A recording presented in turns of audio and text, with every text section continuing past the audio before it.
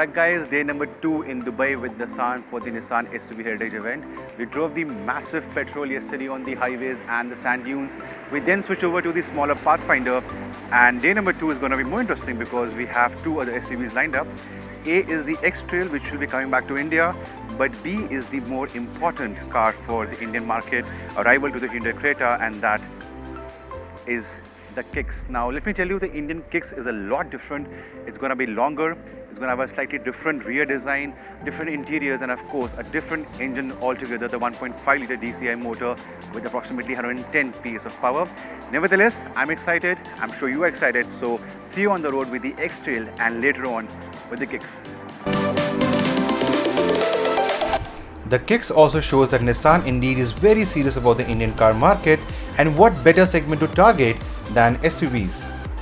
The Dubai version is 4.3 meters long and looks quite well sober, but we Indians will definitely be getting a much jazzier version.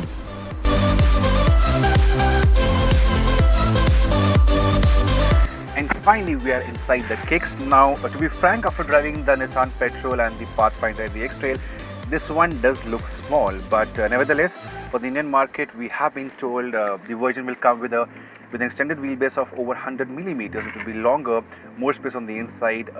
The cabin will be sharper, much more modern, with design cues taken from the Infiniti.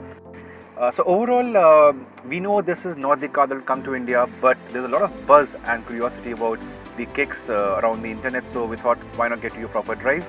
About to start from this place called Dubai Canal, and finally I think it's time to start leaving. Yes, so here we go.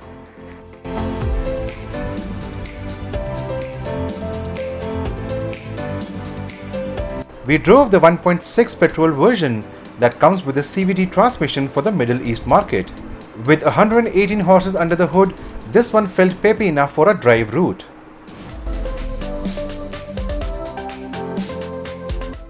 The Indian market, especially in the 10 plus lakh rupee bracket, the SUVs have been booming, and there's nothing that can actually rival the Creta as of now. But Nissan seems all set, because although the Kicks is a good vehicle to drive, we're driving for the last half an hour, the Indian version will be a lot better. And that's because we'll have a longer Kicks with more space on the inside. We'll have a much sharper and modern looking interior with the design cues taken from the Infiniti. We'll have a diesel as well, a 1.5 with 110 PS of power. Although I strongly believe because of the upcoming BS6 norms and difference in fuel prices coming down between petrol and diesel, this one also, the petrol, might also make it to India. The Creta Petrol is doing good numbers, much more than what the company expected. So yeah, we can expect the Kicks in both petrol and diesel configurations. Not hybrid initially, because this one is almost ready for Indian launch in the next 3 months. January 22nd is what I have been told by not Nissan, not officially, but mid of January is when the car will come to India. We'll be driving it in December. So yeah, the first initial impressions from Dubai are very positive. It will be larger for India, so that's a plus point. It's gonna be very comfortable. It's already a very easy car to drive. Visibility is excellent, much better than the Creta. The steering is light, yet it retains some kind of feedback. The boot space is massive, and given that the Indian version will have much more space on the inside because of a longer wheelbase, even having 5 adults on the inside will not be of an issue in the Kick. So Nissan also confirms, last night we had dinner with the gentleman who heads the communications in this region, and he did give very strong hints on the fact that the Kicks might end up being the most feature-loaded car in the segment.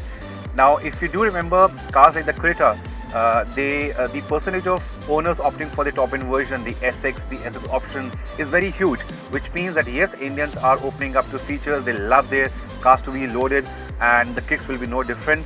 From smart keyless entry to a proper infotainment system with Apple CarPlay and Android Auto, we could also expect powered seats, wireless charging, and a sunroof, in my opinion. So let's see how the Kicks can fare in the next few months. As of now, it's been a good drive. The petrol with the CVT works very well. I love the visibility, which allows me to soak in the views of this infrastructure in Dubai. The buildings are lovely, and first feel easy to drive. Suspension over these typical road joints in Dubai is quite okay, not very good.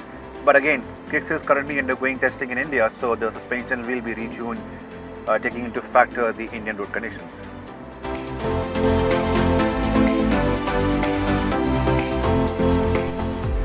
So there you go. the Nissan Kicks. Our first impression was really positive here in Dubai. Smooth, comfortable, peppy and very easy to drive.